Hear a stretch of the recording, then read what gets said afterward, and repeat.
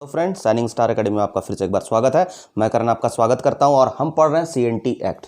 ठीक है, पिछले वीडियो में मैंने ये आपको बतला चुका हूं मैं कि सीएनटी एक्ट जो है जो 1908 में लागू हुआ, उसका प्रारूप जो है जॉन एच हॉफमैन के द्वारा तैयार किया गया था। उसका ब्लूप्रिंट जो है वो जॉन एच हॉफमैन के द्वारा तैयार किया गया था और तकरीबन 1903 ईस्वी आते आते उसका ब्लूप्रिंट प्रारूप जो है वो तैयार हो चुका था। ठीक है, बिरसा विद्रोह, बिरसा मुंडा का उलगुलान जो है, यह महत्वपूर्ण कारण था, यह महत्वपूर्ण प्रेरक बना छोटा नागपुर काश्तकारी अधिनियम 1908 के लिए। ठीक है, मैंने एक आपको खाका दिया था एक सीएनटी एक्ट पढ़ाने से पहले कि जैसे कोई भी अगर कानून आता है तो वो डायरेक्ट नहीं आता है, वो एक प्रोसेस से गुजरता है, एक प्रक्रिया से गुजरता है और वो धीरे धीरे जो है एक कानून के रूप में प्रवर्तित होता है। उससे पहले ही आप लोगों को मैंने पढ़ाया कि छोटा नागपुर भूधृति अधिनियम पढ़ाएं 1869 में, उसको मैंने बताया था आपको। छोटा Nagpur land Lord and procedure act भी बताया था 1879। बंगाल काश्तकारी अधिनियम 1885 मैंने बताया था, जिसका सर्वाधिक प्रभाव जो है वो पड़ा आपको सीएनटी एक्ट पर। ठीक है दोस्तों, चलिए तो हम चलते हैं छोटा नागपुर काश्तकारी अधिनियम 1908 में, जो कि प्रेरक बिरसा उलगुलान थे। ठीक है, बिरसा मुंडा का जो विद्रोह हुआ यह इस छोटा नागपुर काश्तकारी अधिनियम के निर्माण में काफ़ी सहायक हुआ।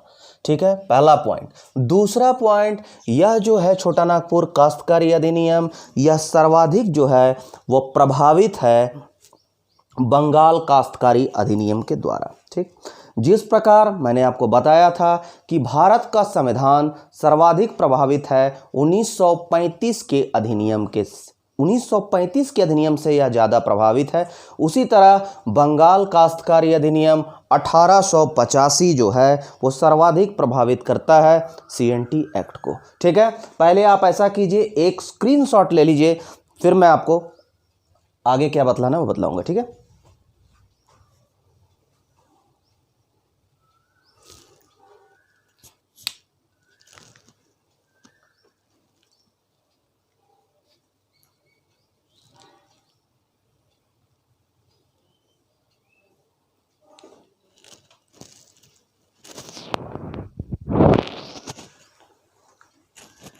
चलिए, उम्मीद है दोस्तों आपने ले लिया होगा स्क्रीनशॉट। चलिए चलते हैं।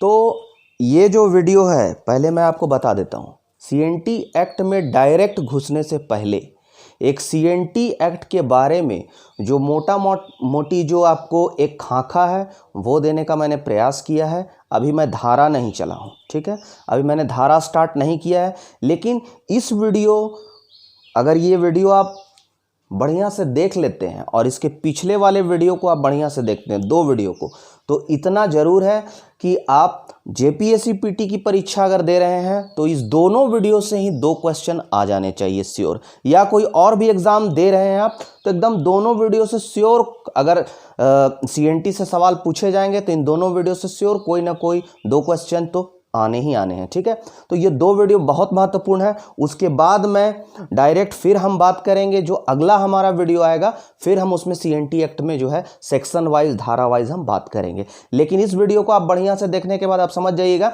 सीएनटी एक्ट के बारे में, एक आपको मोटा मोटी जो है वो नॉलेज हो जाएगा, क्लियर हो जाएगा आपको कि सीएनटी एक्ट में क्या पढ़ना है। सबसे महत्वपूर्ण बात सीएनटी एक्ट के बारे में मैं और एक आपको बता देता हूं, सबसे महत्वपूर्ण इसका धारा जो है वो है 46 धारा।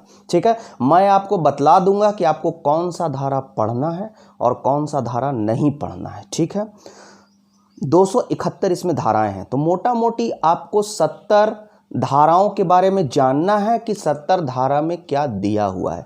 यह आपको कदापि नहीं बोल रहा हूं कि आपको 70 धारा रटना है कि 1 में ये है, 2 में ये है, 3 में ये, आपको नहीं रटना है, आपको जानना है। आपको सीएनटी एक्ट कहता क्या है यह जानना है, और जो बहुत महत्वपूर्ण होगा कि इस धारा में क्या है, जैसे धारा 46, धारा 21, ठीक है, धारा 49, तो इसमें आपको जानना होगा कि धारा 46 क्या कहता है, धारा 49 क्या कहता है और धारा 21 के अंतर्गत क्या है। ठीक है दोस्तों, चलिए, तो इसका धारा 46 जो है वो बहुत महत्वपूर्ण है, आप जान लीजिए। सीएनटी एक्ट का सार यही है। ठीक, सीएनटी एक्ट मोटा मोटी ये लाया गया था आदिवासियों की जमीन को बचाने के लिए। आदिवासी भूमि को संरक्षित करने के लिए इसका उद्देश्य था, क्योंकि आदिवासी जमींदारी प्रथा लागू होने के बाद आदिवासियों की जमीन की लूट प्रारंभ हो गई, इसलिए इस एक्ट को लाया गया था। तो इसमें कहा गया है धारा 46 में कि कोई भी आदिवासी की जो जमीन है वो जमीन का मालिक आदिवासी अगर है, आदिवासी रैयत है कोई, तो उस जमीन को सिवाय आदिवासी को ही बेच सकता है, दूसरे किसी कास्ट को वो बेच नहीं सकता है। ठीक, साथ ही साथ उसी आदिवासी को बेचेगा जो उसी थाना के अंतर्गत होगा। ठीक है, थाना मीन्स पुलिस स्टेशन नहीं है। पहला बात समझ लीजिए कि जमीन जो होता है, कोई लैंड है, वो जिस एरिया में होता है, जिस अंचल में होता है, जिस ब्लॉक में होता है, वो उसका जो खाता नंबर होता है और जो मौजा होता है और जो प्लॉट नंबर होता है, तो उसके हिसाब से उसका थाना भी डिसाइड होता है। वो आप जब ज़मीन के कागजात को देखेंगे तो उसमें थाना लिखा हुआ रहता है, थाना नंबर 128, थाना नंबर 129, इस तरह से। ठीक है, तो वही आदमी को अगर एक आदिवासी है, वो अपनी ज़मीन को बेचना चाहता है झारखंड में, ठीक है, तो वो उसी आदिवासी को बेच सकता है जो उसी थाना का निवासी हो। पहला चीज़, अगर कोई आदिवासी न होकर अनुसूचित जाति है, दैट मीन्स एससी है या ओबीसी है, तो एससी और ओबीसी जो है वो उसी को ज़मीन बेचेगा जो एससी होगा या ओबीसी होगा। एससी को बेचेगा, ओबीसी को बेचेगा। ठीक है, एसटी को ज़मीन बेचेगा। सीएनटी एक्ट मोटा मोटी यही कहता है कि एसटी को ज़मीन बेचेगा, एससी को बेचेगा, ओबीसी को बेचेगा। लेकिन इसमें क्या है, अगर एसटी किसी एसटी को ज़मीन बेच रहा है तो वह उसी थाना का निवासी होना चाहिए। एससी अगर एससी को ज़मीन बेच रहा है, ओबीसी को ज़मीन बेच रहा है, तो वह उस जिला का निवासी होना चाहिए। दो में महत्वपूर्ण अंतर यही है कि एसटी की अगर बात होगी तो एक थाना का जो उसी थाना का अगर जो निवासी है स्थानीय, उसी को एसटी ज़मीन बेचेगा। लेकिन एससी अगर है और ओबीसी है तो वह जिला का निवासी होना चाहिए। बहुत महत्वपूर्ण था, इसलिए मैंने आपको बतला दिया। चलिए हम लोग स्टार्ट करते हैं। पहला पॉइंट है सीएनटी एक्ट भारतीय परिषद अधिनियम 1892 की धारा 5 के अधीन गवर्नर जनरल की मंजूरी से अधिनियमित किया गया। ध्यान दीजिएगा, भारतीय परिषद अधिनियम कितना है, 1892 है। 1892 भारतीय परिषद अधिनियम 1892 की धारा 5 के अंतर्गत गवर्नर जनरल की मंजूरी से जो है यह छोटा नागपुर काश्तकारी अधिनियम 1908 को जो है वो अधिनियमित किया गया। जैसे अभी राष्ट्रपति और राज्यपाल के मोहर से अधिनियमित होता है ना, ठीक उसी तरह उस समय ब्रिटिश गवर्नमेंट थी, इसलिए गवर्नर जनरल के हस्ताक्षर से, गवर्नर जनरल की मंजूरी से यह अधिनियमित किया गया।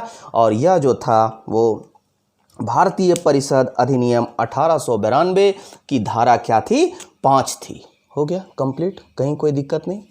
चलिए, यह मुख्यतः बंगाल काश्तकारी अधिनियम 1885 से प्रभावित है। बतला चुके हैं आपको, इसमें कुछ नहीं जानना है ज़्यादा। ठीक, 1885 से प्रभावित है यह मुख्यतः। चलिए नेक्स्ट, सर्वप्रथम इसका प्रकाशन सीएनटी एक्ट का कहाँ हुआ, ठीक है, तो कलकत्ता गजट में हुआ। अगर आपको दे दे बंगाल गजट, बिहार गजट, ठीक है, Calcutta gazette, Orissa gazette, confuse नहीं होना है, बंगाल गजट नहीं करना है, कोलकाता कलकत्ता गजट देखना है। ठीक है, चलिए कलकत्ता गजट में इसका प्रकाशन हुआ। ठीक, अब देखिए महत्वपूर्ण सवाल, इस एक्ट में कुल कितने अध्याय हैं, तो 19 अध्याय हैं। 10 + 9 19 अध्याय है। ठीक है, कितने अध्याय हैं, 10 + 9 19 अध्याय है। और धारा कितना है, 270 + 1 271 धाराएं हैं। ठीक, याद रखिएगा आप लोग, 19 अध्याय है, 271 धारा है। यह पूरे झारखंड के 4 प्रमंडलों में लागू होता है। जब आप बुक खोलेंगे कोई तो उसमें लिखा हुआ रहेगा 2 प्रमंडल, उत्तरी प्रमंडल और दक्षिणी छोटा नागपुर प्रमंडल। कंफ्यूज नहीं होना है।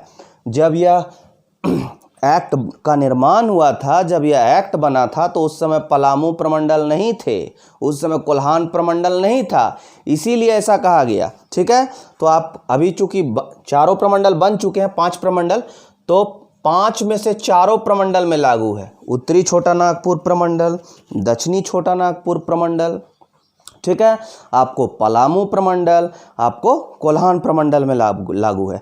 कितने जिलों में? 18 जिलों में यह लागू है। ठीक, सबका। बाकी 6 जिलों में नहीं लागू है, संथाल परगना में। ठीक है, संथाल परगना के 6 जिलों में जो है वो लागू नहीं है। ठीक, केवल संथाल परगना में क्या लागू है? संथाल परगना काश्तकारी अधिनियम 1949 1949 लागू है वहां।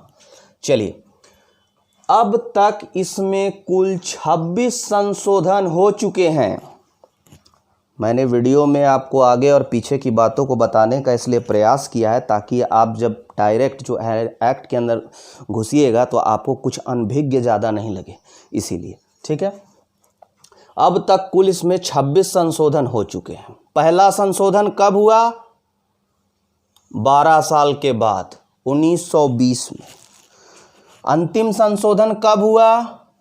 1995-96 में अंतिम संशोधन हुआ।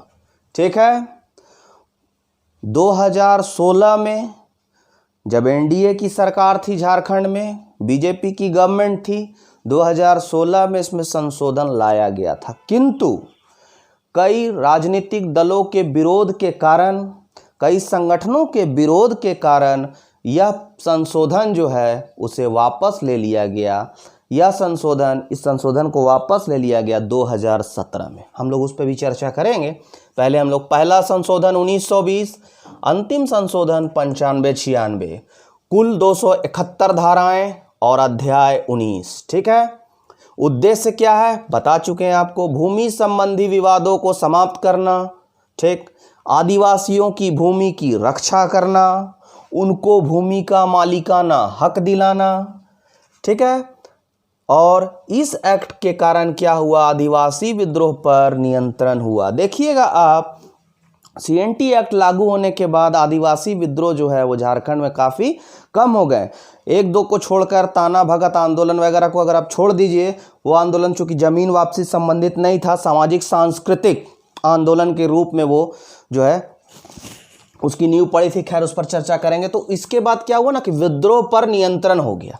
ठीक, तो आदिवासियों की भूमि को संरक्षित करने के लिए, उन्हें बचाने के लिए, उन्हें उनका मालिकाना हक दिलाने के लिए जो है यह एक्ट लाया गया था। यही इसका मेन मोटिव था। साथ ही साथ इसे आदिवासी विद्रोह जो कर रहे थे उनकी जो मांग थी उसको संतुष्टि प्रदान किया गया और उनके विद्रोह को पर अंकुश लगाया जा सका। तो आदिवासी विद्रोह पर नियंत्रण किया गया।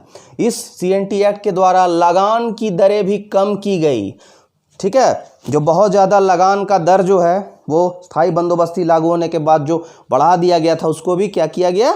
कम किया गया। साथ ही बैठ बेगारी मतलब बंधुआ मजदूरी जो शुरू हुआ था जमींदारों के द्वारा, उसको समाप्त कर दिया गया कि बंधुआ मजदूरी आपको मन नहीं है फिर भी हम आपसे बंधुआ मजदूरी करवाएंगे कि आपको जो है वो मेरे खेत में खटना ही है। यह जमींदारों की जो पॉलिसी थी वो बैठ बेगारी बंधुआ मजदूरी जो है उसको भी क्या किया गया? समाप्त कर दिया गया। तो क्या क्या देखते हैं? पहला सबसे मेन कारण था, मेन उद्देश्य था इसका क्या? आदिवासियों की भूमि की रक्षा करना, उनको संरक्षण देना, उनको उनकी भूमि का मालिकाना हक दिलाना।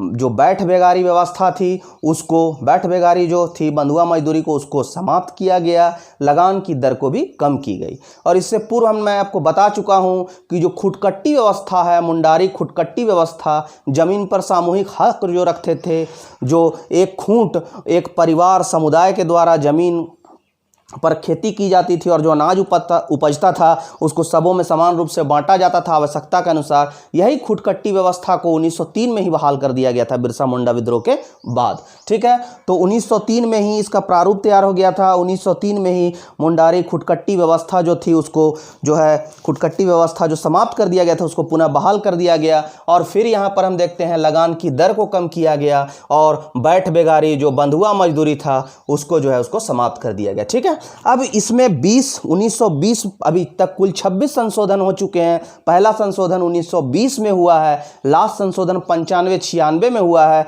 अंतिम संशोधन जो प्रस्तावित था वो 2016 में था, और जो कि क्या हुआ 2017 में जो है वो वापस ले लिया गया विद्रोह के बाद। ठीक है, चलिए हम लोग आगे चलते हैं। अब पहला जो संशोधन होगा वो कब होगा? 1947 में संशोधन होगा। पहला संशोधन होगा 1947 में। ठीक है, इसी संशोधन में मैंने जो आपको बतलाया कि धारा 46 में थाना और जिला का जो प्रोविज़न जो जोड़ा गया है कि एसटी अपनी ज़मीन एसटी को बेचेगा और एससी अपनी ज़मीन एससी को बेचेगा। ठीक है, और एससी अगर ज़मीन बेचता है और ओबीसी जो ज़मीन बेचता है तो एक जिला का निवासी होना चाहिए, लेकिन एसटी अगर किसी एसटी को ज़मीन बेचता है तो वो जो है वो क्या होना चाहिए? उसी थाना का निवासी होना चाहिए। यह प्रावधान जो जोड़ा गया है वो 1947 में जोड़ा गया है। 1947 में संशोधन हुआ, एक्ट में थाना व जिला वाला मामला जो है उसको जोड़ा गया।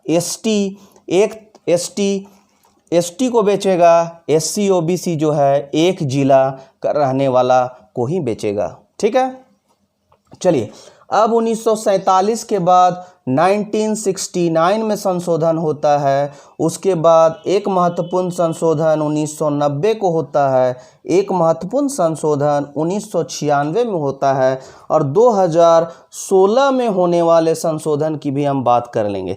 इस तरह टोटल जो आज तक जो मुख्य संशोधन हुए हैं उसकी हम बात कर लेंगे। चलिए ठीक है, तो सबसे पहले 47 में संशोधन। 47 में हम देखेंगे कि थाना और जिला के मामले को जोड़ा गया। थाना और जिला के मामले को जोड़ा गया। एसटी यदि अपनी ज़मीन बेचता है तो उसी एसटी को ही बेचेगा। आदिवासी अपनी ज़मीन जो है वो आदिवासी को ही बेचेगा, और उस आदिवासी को बेचेगा जो उसी थाना का निवासी हो।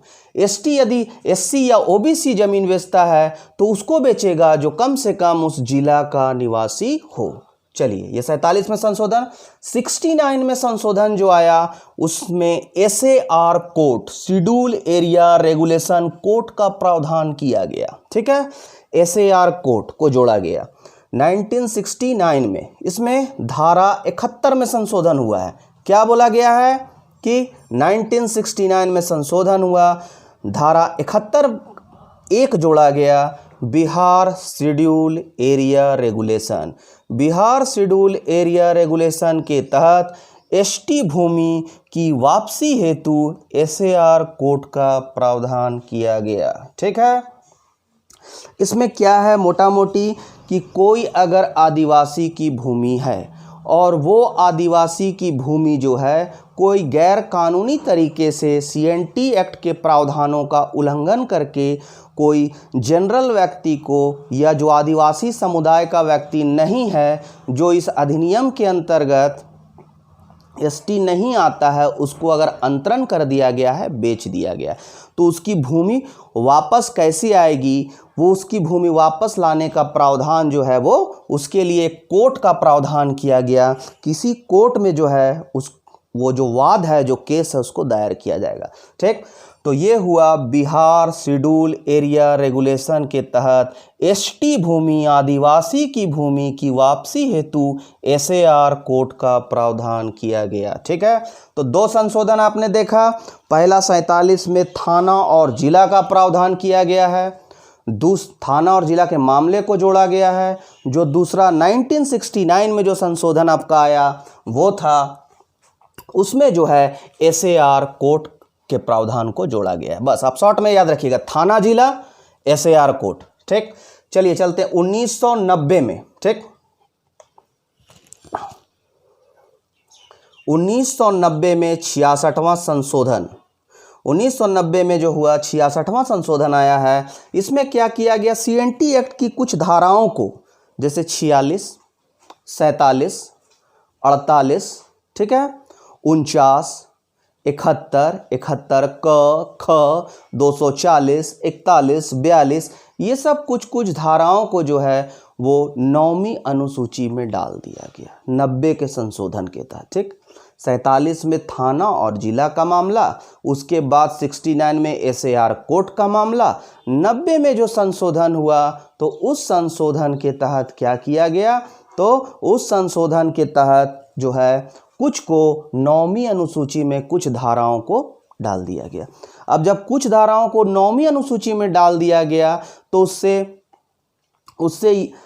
उससे हुआ यह कि जो धाराएं 9वीं अनुसूची में चली गई उस पर न्यायालय को हस्तक्षेप करने का अधिकार समाप्त हो जाता है।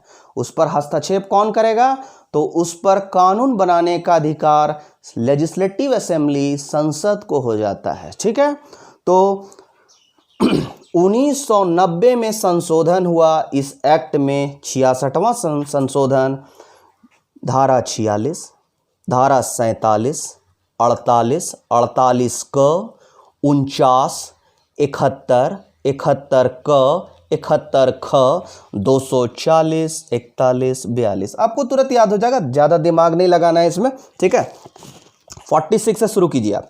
46, 47, 48, 48 क, 49, याद है 46, 47, 48, 49 इसमें हुआ। ठीक, 48 का 48 क में भी हुआ, 71 में हुआ, 71 क ख में हुआ, उसके बाद फिर आप चले जाइए 240, 41, 42 में हुआ। बस इसमें संशोधन हुआ, इसी एक्ट को उठाकर जो है संविधान की 9वीं अनुसूची में डाल दिया गया। 9वीं अनुसूची में जब शामिल कर दिया गया, अब न्यायपालिका को हस्तक्षेप नहीं करने का अधिकार है। संशोधन का जो अधिकार है किसको रहेगा, केवल संसद को ही है। चलिए ठीक है, अब चलते हैं हम आगे। 47 में थाना और जिला का मामला जोड़ा गया। 1969 में जो है आपको जाकर SAR कोर्ट का प्रावधान जोड़ा गया। 1990 में जो है 66वां संविधान संशोधन, धाराओं को कुछ अनुसूची में शामिल किया गया 9वीं अनुसूची में। 96 में अब हम संशोधन आता है, 1996 में संशोधन आता है। उसमें क्या हुआ कि धारा 49 में प्रावधान किया गया। ठीक है, आपको अभी धारा जो है उसको नहीं रटना है। ठीक है, वो आपको धारा ऑटोमेटिकली जब आप पढ़ेंगे ना CNT एक्ट, तो आपको अब धारा जो है वो खुद ब खुद याद हो जाएगा। ठीक है, अभी आपको मोटा मोटी समझना है कि 47 में संशोधन हुआ तो थाना और जिला का मामला को जोड़ा गया। कानून समझना है, समझ लीजिए, रटना नहीं है, समझना है। तो 47 में थाना जिला का मामला जोड़ा गया। 69 में SAR कोर्ट का प्रावधान किया गया जमीन वापसी के लिए, आदिवासी भूमि की वापसी के लिए। ठीक, 90 में संशोधन हुआ, 95, 96 में संशोधन हुआ।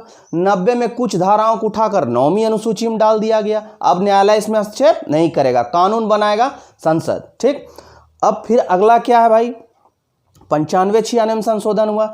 95, 96 में भी संशोधन किया गया। तो क्या किया गया 95, 96 में कि आपको 95, 96 में बहुत महत्वपूर्ण संशोधन है, सबसे ज़्यादा महत्वपूर्ण संशोधन अभी तक का बोलिए इसको, कि जमीन जो है, भूमि जो है, अब सरकार जो है भूमि को, आदिवासी भूमि को अधिग्रहित कर सकती थी उद्योग लगाने के लिए, माइनिंग का कार्य, खनन कार्यों के लिए।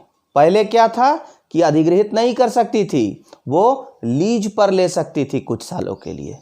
ठीक है, वो लीज पर ले सकती थी, आदिवासी भूमि को हमेशा के लिए अधिग्रहित नहीं कर सकती थी। लेकिन अभी क्या हुआ, इसमें 95, 96 में संशोधन हुआ। इसके पीछे लॉजिक है, ध्यान दीजिएगा। 1991 में भारत में नई आर्थिक नीति आई। ठीक, नई आर्थिक नीति में LPG को जोड़ा गया। L से लिबरलाइजेशन, P से प्राइवेटाइजेशन एंड G से ग्लोबलाइजेशन। L का मतलब लिबरलाइजेशन मतलब उदारीकरण, P से प्राइवेटाइजेशन मतलब निजीकरण, G से ग्लोबलाइजेशन मतलब वैश्वीकरण। उदारीकरण, निजीकरण, वैश्वीकरण को नई आर्थिक नीति में जोड़ा गया। ठीक है, अर्थव्यवस्था को उदार बनाने की बात कही गई और इसमें उद्योगों पर ध्यान दिया जाने लगा। ठीक है, आधारभूत संरचना का विकास, उद्योग का विकास, ये सब जो है द्वितीय क्षेत्र पर जो है ना फोकस किया गया। द्वितीय क्षेत्र पर, तृतीय क्षेत्र पर। यही कारण हुआ कि तब तक झारखंड का विकास संभव नहीं था, बिहार का, उस समय तो बिहार में आता था, तो तब तक छोटा नागपुर का विकास संभव नहीं था जब तक कि यहाँ इंडस्ट्री सेटअप नहीं होगा। माइनिंग जो है, इतने जो खनिज हैं उन खनिजों का जो है वो क्या होगा, खनन कार्य प्रारंभ नहीं होगा। आज आप देख रहे हैं बहुत सारा कोल माइंस खुल गया है झारखंड में, तो कैसे हुआ? आदिवासियों की तो भूमि गई होगी, तो सरकार कैसे ली आदिवासियों की भूमि भाई? वो उसमें तो सीएनटी लगा हुआ है। तो ये प्रोविज़न 95-96 में संशोधन किया गया कि आदिवासियों की भूमि को झारखंड सरकार जो है वो, या बिहार सरकार, उसमें बिहार सरकार थी, सरकार अधिग्रहित कर सकती है उद्योग लगाने के लिए, खनन कार्य के लिए। क्योंकि इन सब कार्यों के पीछे लॉजिक दिया गया कि हम उद्योग और खनन कार्य के लिए ग्रहण करेंगे भूमि, तभी जो है छोटा नागपुर क्षेत्र का विकास हो संभव है। तो 1996 में संशोधन हुआ, धारा 49 में हुआ। इसमें एसटी, आदिवासी, एससी, अनुसूचित जनजाति, पिछड़ा वर्ग की भूमि को उद्योग के लिए, खनन कार्य के लिए अधिग्रहित की जा सकती थी। बहुत महत्वपूर्ण संशोधन भी आए, ठीक है। 47 में संशोधन देखा, 69 में देखा हमने, 90 में देखा हमने, 95, 96 में देखा। 2016 ये संशोधन बहुत ज़्यादा इम्पॉर्टेंट है, हालांकि यह वापस ले लिया गया राजनीतिक विरोध के चलते। यह एक अच्छा इम्पॉर्टेंट संशोधन था क्योंकि सीएनटी एक्ट 1908 में लागू हुआ है और आज 2020 चल रहा है। तो उस समय ब्रिटिश सरकार थी, उस समय औपनिवेशिक भारत था, औपनिवेशिक झारखंड, औपनिवेशिक छोटा नागपुर का क्षेत्र था, ठीक है, हम गुलाम थे। तो कहने का मतलब आज 100 वर्षों, तकरीबन 112 वर्ष, 110 वर्ष से अधिक हो चुके हैं। तो निश्चय ही जो है सीएनटी एक्ट में बहुत सारा जो है वो एक जो बढ़िया जो एक क्या बोल सकते हैं, प्रोग्रेस रूप में इसमें संशोधन की तो आवश्यकता है ही, नो डाउट। तो इसीलिए बहुत अच्छी मंशा से सरकार ने जो लाई थी 2016 के, अगर हम संशोधनों को देखेंगे तो इसमें कोई खराबी नहीं है, लेकिन राजनीतिक विरोध के चलते, अलग अलग संगठन, अलग अलग राजनीतिक पार्टियों के विरोध के चलते जो है इस संगठन को सरकार के द्वारा वापस लेना पड़ा, ठीक है। यह एक अच्छा संशोधन था, एक अच्छा प्रयास था सरकार की ओर से, लेकिन जो है ये हो नहीं सका। लेकिन भविष्य में इसमें संशोधन की तो उम्मीद है और होना भी चाहिए, और जब तक संशोधन नहीं होगा तब तक जो है वो झारखंड का विकास भी नहीं हो सकता है। आप देखिएगा कि संथाल परगना एसपीटी एक्ट जहाँ लागू है, बहुत सा जमीन जो है खाली पड़ा हुआ है, वहाँ का डेवलपमेंट उतना क्यों नहीं हुआ है? एसपीटी एक्ट बहुत ज़्यादा कठोर रूप से लागू होने के कारण उस क्षेत्र का डेवलपमेंट नहीं हो पाया, ठीक है। तो अगर झारखंड का आपको डेवलपमेंट करना है तो आपको संशोधन तो करने होंगे। ये सब जो एक्ट है कानून में, हम चलते हैं 2016 में किस किस धारा में संशोधन, ये हमेशा पूछता है एग्जाम में, और उम्मीद है कि हो सकता है इस बार भी जो है इस संशोधन से एक सवाल आपको रहेगा, ठीक है। तो इसको आप ध्यान से देखिए। इसमें आपको देखना क्या है कि किस किस धारा को सरकार ने टच किया था संशोधन के लिए। तो ज़्यादा धारा को टच नहीं किया, 3 धारा को सीएनटी एक्ट का टच किया सरकार। धारा 21, ठीक है, धारा 49, धारा 71 को टच किया, और संथाल परगना जो एसपीटी एक्ट है उसका धारा 13 को टच किया, ठीक है। तो धारा सीएनटी का धारा 21 और धारा 13 इसको टच किया। तो ये तो आपको जानना ही पड़ेगा कि 21 में क्या है, 13 में क्या है, बहुत इंपॉर्टेंट हो गया। 49 को टच किया तो आपको जानना पड़ेगा कि 49 में क्या है, 46 तो मैंने आपको बता दिया।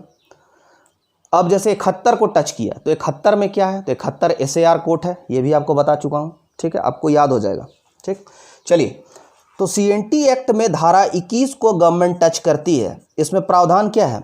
सीएनटी एक्ट के धारा 21 और एसपीटी एक्ट का धारा 13 दोनों सेम है, दोनों सेम है, ठीक है। 21 और 13 ये दोनों क्या है, सेम है, ये सेम है। चलिए, क्या बोलता है?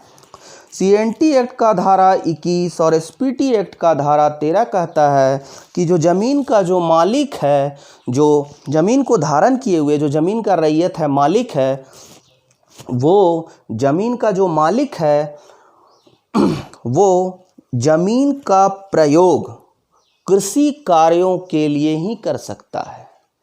जमीन का प्रयोग ऐसे किसी कार्य के लिए नहीं कर सकता है जिससे वह जमीन खेती योग्य नहीं रहे, उस जमीन के मूल्य का हरास हो जाए, इस तरह का प्रयोग नहीं कर सकता है। कहने का मतलब, जैसे आप पढ़िएगा सीएनटी और एसपीटी एक्ट, उसमें लिखा हुआ है कि जमीन का प्रयोग किया जा सकता है खेती कार्य के लिए, ठीक। उसके अलावा आप उसमें कच्चा मकान बना के रह सकते हैं या पक्का मकान भी रह सकते हैं बना के, ठीक।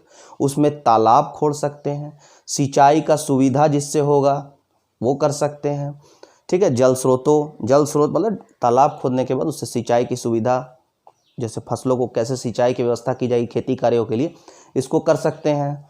खपड़ा का निर्माण कर सकते हैं। उसके बाद आप मछली पालन कर सकते हैं, पेड़ लगा सकते हैं, मछली के उत्पाद का प्रयोग कर सकते हैं, पेड़ के फल काष्ठ का प्रयोग कर सकते हैं। इस तरह से ये सब आप चीज़ कर सकते हैं। मतलब ऐसा चीज़ जिससे ज़मीन की उर्वरता ना खत्म हो जाए, ज़मीन के मूल्य का ह्रास नहीं खत्म हो, ये काम आप नहीं कर सकते। तो इसमें सरकार ने एक बदलाव किया। क्या बदलाव किया? पहले जो था, मालिक को ज़मीन की प्रकृति बदलने का अधिकार नहीं होगा।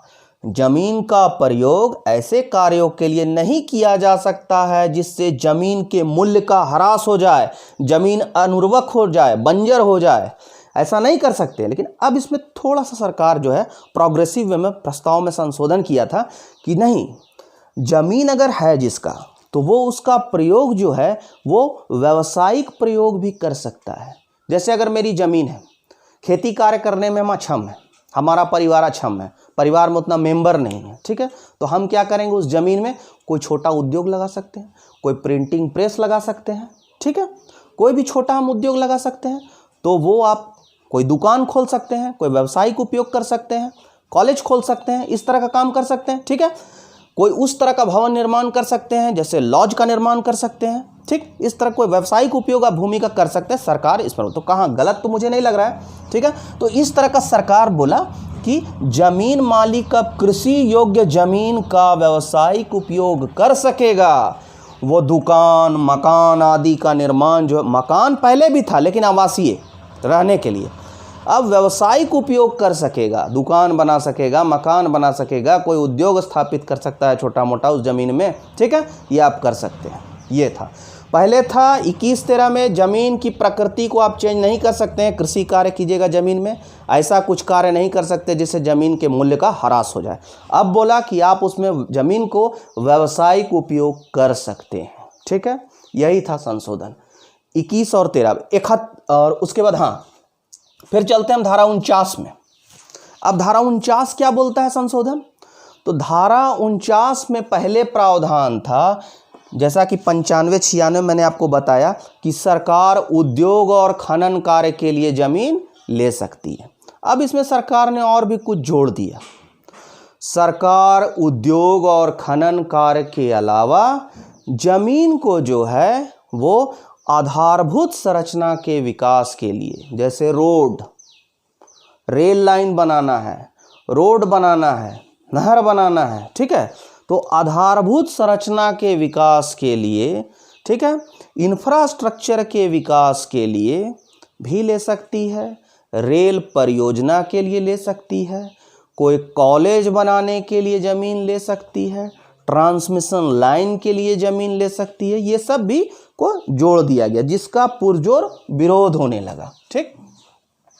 धारा 49 कह रही थी सरकार जिसे भी 95-96 में जोड़ा गया था, सरकार उद्योग और खनन कार्यों के लिए ज़मीन ले सकती है, ये कही।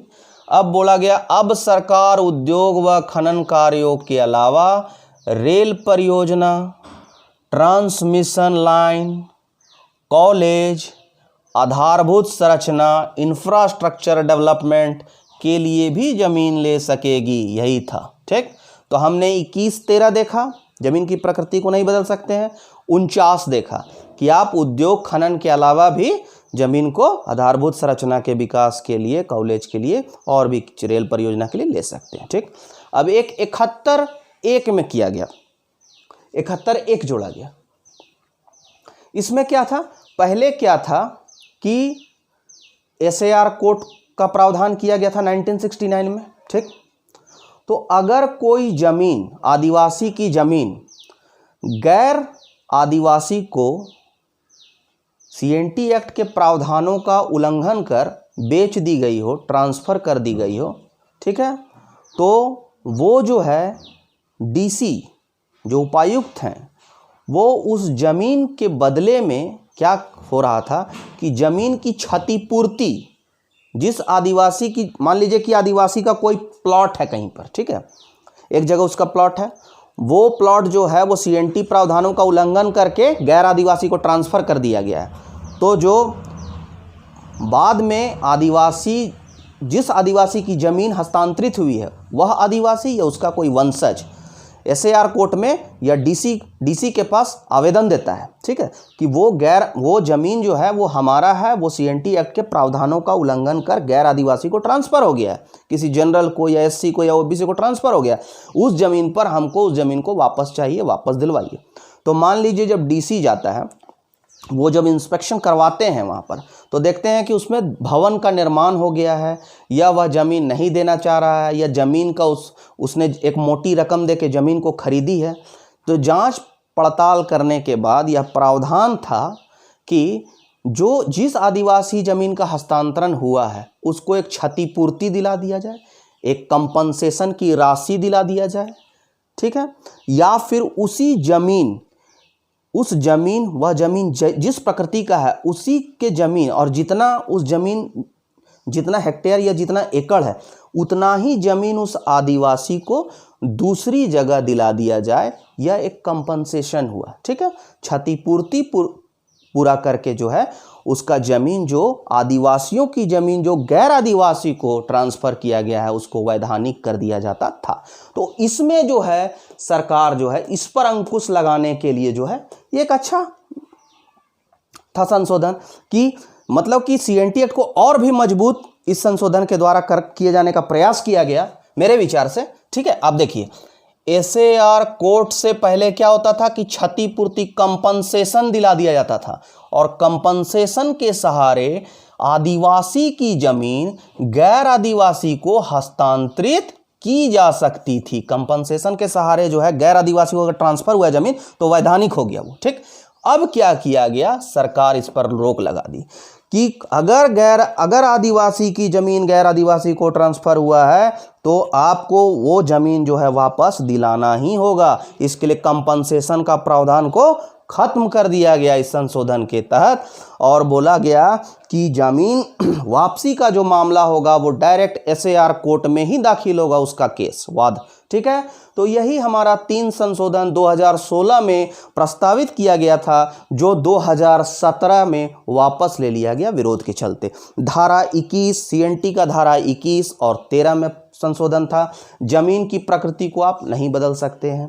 धारा हम देख रहे हैं 71 में, 71(1) में क्या संशोधन किया कि अब आप क्षतिपूर्ति के द्वारा जो है वो जमीन जो है वापस गैर आदिवासी को नहीं मिलेगी, वो अगर आदिवासी की जमीन है तो वापस आदिवासी को ही मिलेगी, ठीक है, और एसएआर कोर्ट में ही दायर होगा इसका मामला, ठीक।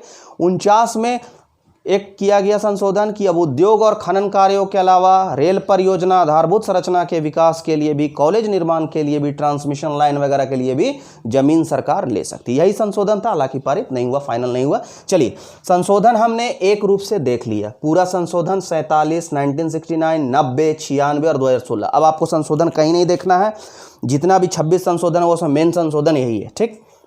चलिए एक पॉइंट, सीएनटी एक्ट को आदिवासियों की भूमि का मैग्ना कार्टा भी कहा जाता है। कहीं कहीं पूछ देता है, ध्यान रखिएगा कि आदिवासियों की भूमि का मैग्ना कार्टा, आदिवासियों का मैग्ना कार्टा कौन है, सीएनटी एक्ट है, ठीक। अब थोड़ा सा है फैक्ट है यहाँ पर, ये आप जान लीजिए। बुंडू का सूर्य मंदिर, जो बुंडू के होंगे वो ध्यान देंगे, जो बुंडू का आप पता लगा सकते हैं कि क्या उसका मैटर है, हम तो बुंडू में नहीं रहते हैं। तो बुंडू का जो सूर्य मंदिर है हमारा, और रांची का जो अपोलो हॉस्पिटल है, उसकी भूमि भी सीएनटी एसटी की भूमि है वो, ठीक है।